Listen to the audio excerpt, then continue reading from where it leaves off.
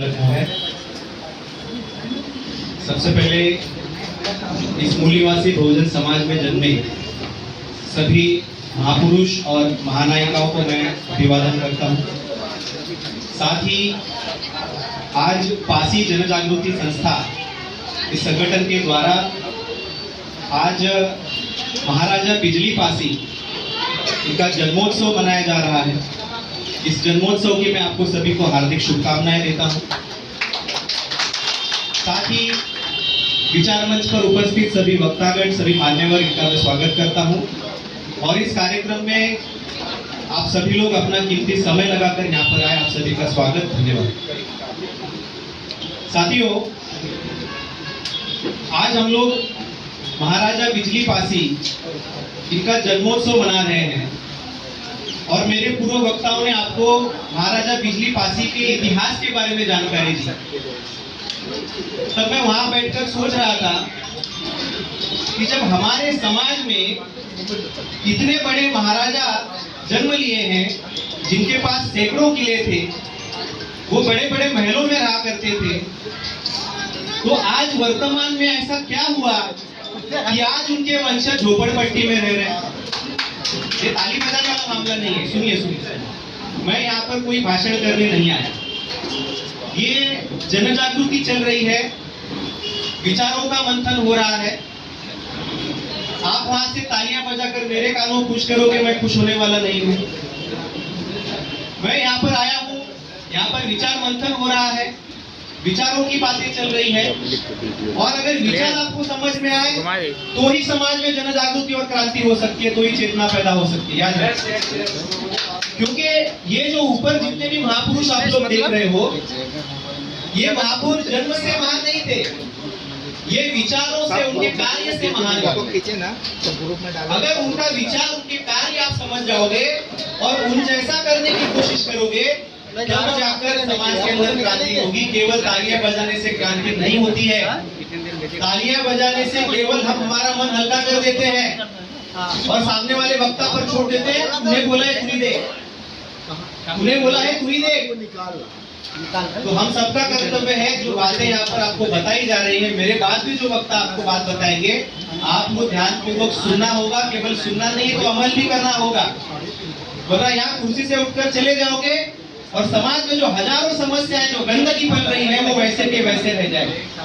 इस प्रोग्राम का कोई मकसद सफल नहीं होगा जब तक आप लोग अमल नहीं करोगे। तो इसलिए तालियां बजाने से मैं खुश होने वाला नहीं हूँ, आप ध्यानपूर्वक सुनिए। तो मैं ये सोच रहा था कि जिस महाराजा बिजली पासी के पास सैकड़ों महल थे, सैकड़ों किले थे, आज उनके वंशज यहाँ नाला सोपारा की झोपड़पट्टियों में क्यों है? इसका जवाब यह है कि हम लोग हमारा इतिहास भूल चुके हैं। हम लोग हमारा इतिहास भूल चुके हैं। हम लोगों को बताना पड़ रहा है कि हमारे पूर्वज जो थे वो राजा थे। हमें बताना पड़ रहा है, अपने इतिहास आपको दोहराना पड़ रहा है कि देखो, अपने गिरेबान में झांको कि तुम्हारे पूर्वज कौन थे। तुम्हारे पूर्वज बिजली जैसे तेज थे, जिन्होंने अपने आसपास के सभी राजाओं पर मात दी। ऐसे महान सम्राट हमारे पूर्वज थे और हम उनके वंशज हैं। तो बहुत ही अभिमान की बात होनी चाहिए। लेकिन हम लोग, आज हमारी परिस्थिति क्या है? आज हम लोग गुलामी का जीवन क्यों जी रहे हैं? आज हमारी हालत ऐसी बद से बदतर क्यों हो गई है? आज हम लोग झोपड़ियों में रहने के लिए लायक क्यों हो गए हैं? तो ये बात सोचने वाली है कि हम लोग हमारा इतिहास भूल गए हैं।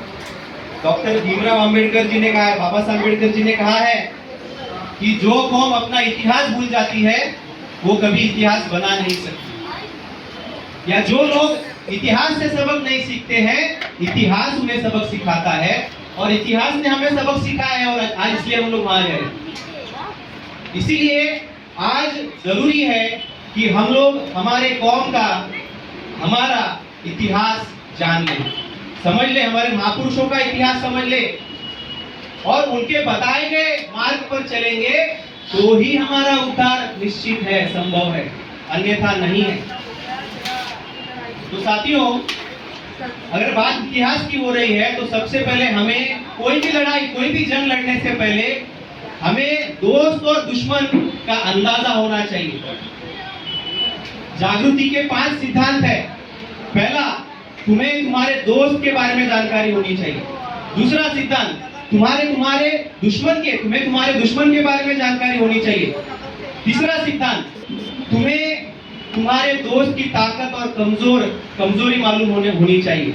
चौथा सिद्धांत, तुम्हें तुम्हारी ताकत और तुम्हारी कमजोरी मालूम होनी चाहिए। और 5वां सिद्धांत, तुम्हें तुम्हारा इतिहास मालूम होना चाहिए। अगर ये 5 बातें आप लोग अगर जानते हो तो भले ही आप अनपढ़ हो लेकिन आप जागरूक हो, ऐसा कहा जा सकता है। तो इसीलिए ये 5 बातें समझना जरूरी है। इसलिए सबसे पहला सिद्धांत है कि आपको आपका शत्रु और मित्र कौन है, आपको समझना जरूरी है। लड़ाई तो तब लड़ी जाएगी ना जब आपको शत्रु कौन है पता चलेगा, वरना ऐसा ना हो कि आप मित्र से ही लड़ाई लड़ रहे थे हजारों सालों से, आपका समय बर्बाद हो गया, आपकी एनर्जी बर्बाद हो गया, आपका पैसा बर्बाद हो गया। तो समाज के अंदर हमारा शत्रु जो है वो निर्धारित है, वो 3.5% ब्राह्मण है। और हमें इतिहास में पढ़ाया गया, जब हम लोग बच्चे थे इतिहास में पढ़ाया गया कि भारत में 4वीं क्लास में हमें एक टॉपिक था आर्यों का आगमन। हमें इतिहास में पढ़ाया गया आर्यों का आगमन।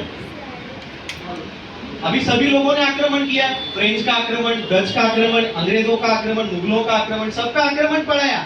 लेकिन हमें क्या पढ़ाया? आर्यों का आगमन। आर्यों का आगमन ऐसे पढ़ाया जैसे हम लोगों ने आर्यों को भारत बुलाया था मेहमान बनाकर। तो आर्य जब भारत में आए तो आर्य जो थे ये मूल निवासी नहीं है। हम सभी लोग, हमारा डीएनए अगर चेक करोगे तो हमारा डीएनए आज सभी का एक है। अब मूल निवासी हमारी पहचान है, L3MN हमारा डीएनए है, वो एक ही है।